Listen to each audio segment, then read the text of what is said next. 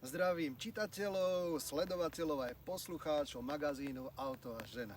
Dnes sme pri predstavovaní nového Nissanu Qashqai. Ako už vidíte, predok je nádherný.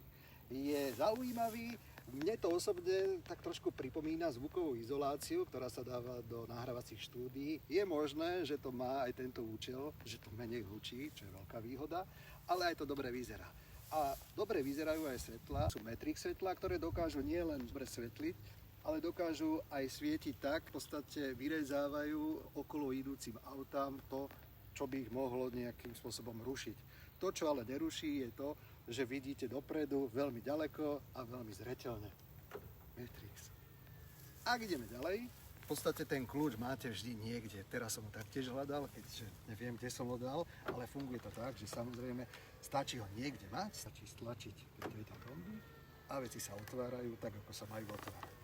Výhodou nového Nissana Qashqai je aj to, že je to štvorkolka. Dostanete sa z rôznych povrchov a k tomu slúžia tieto 20-ky kolesa, ktoré dobre vyzerajú, ale jednoducho aj fungujú či na snehu, či na štrku, alebo v takom horšom teréne, ako sme napríklad teraz.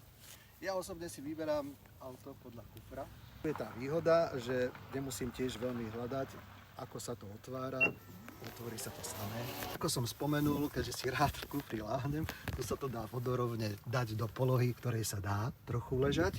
Veľká výhoda, ktorá býva už pri Nissane, taká samozrejmosť je, že je tu rezerva skutočná, nie len nejaká sada, ktorou si neviete rady. Je tu zásuvka na 12 V, ktorá slúži na napájanie napríklad chladničky alebo niečo podobného. A potom sú tu úchytky, ktoré slúžia na sieťku, aby váš nákup nelietal len tak po kufri.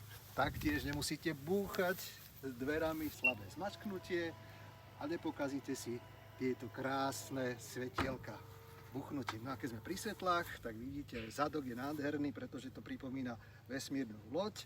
A ak by som vám to mohol demonštrovať, kľúče som zase dal na bližšie neurčité miesto, tak to vyzerá takto.